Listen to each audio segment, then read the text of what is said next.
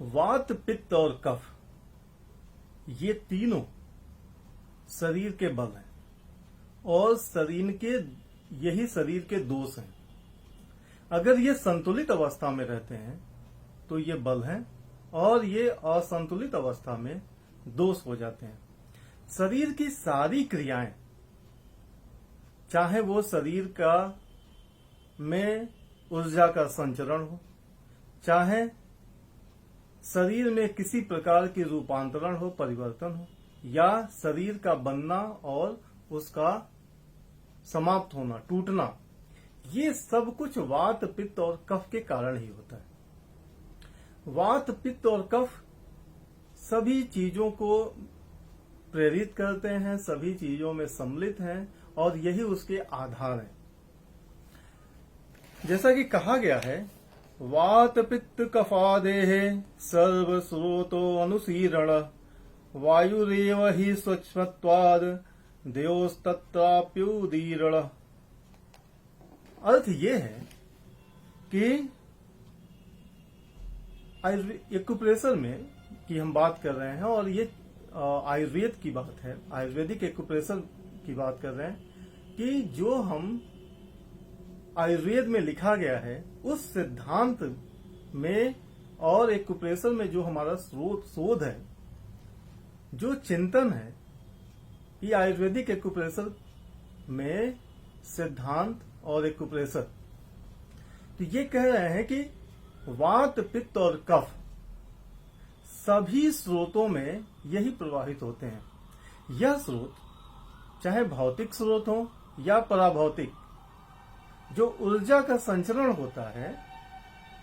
इन स्रोतों में, भौतिक स्रोत में और पराभौतिक स्रोत में, यानी कि एक्यूप्रेशर के जो मेरिडियंस हैं, एक्यूप्रेशर के जो स्रोत हैं,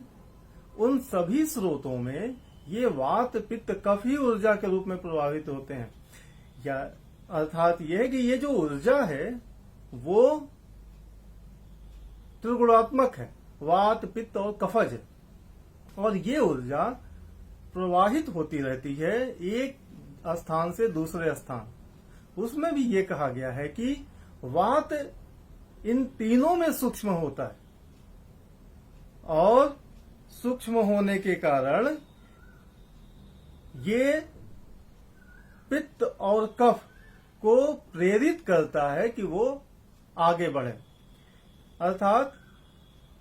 कफ और पित्त में जो प्रेरणा आती है, जो ऊर्जा, एनर्जी आती है, जो उसमें फोर्स क्रिएट होता है कि वो अपने अपने कार्यों में लगे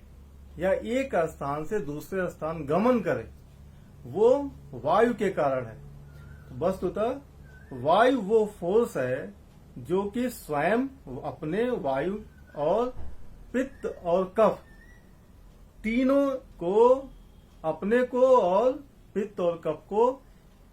अपने अपने कार्यों में लगे रहने के लिए, एक स्थान से दूसरे स्थान तक जाने के लिए, किसी भी स्रोत में गमन करने के लिए प्रेरित करता है और वही उसका कारण तत्व है। वात, पित्त, कफ के इस प्रक्रिया को समझ के आप आयुर्वेदिक एक्यूप्रेशर के मूल को समझने की कोशिश करेंगे, फिर उसके उपचार को कर सकते हैं कि हम कैसे किसी स्रोत में या किसी मेरिडियन में, किसी स्रोत में कैसे कोई चीज गमन कर रही है, उसमें वात ज्यादा बढ़ गया है या पित्त बढ़ गया है या कफ बढ़ गया है, या वात ठीक से प्रेरित नहीं कर पा रहा है, या कफ या पित्त कहीं ऐसा तो नहीं कि ज्यादा मजबूत होके वात को ही बाधित कर दे रहे हैं और रोग हो रहे हैं। इसको हम आगे अन्य बातों में हम समझाएंगे इसी तरह से। धन्यवाद।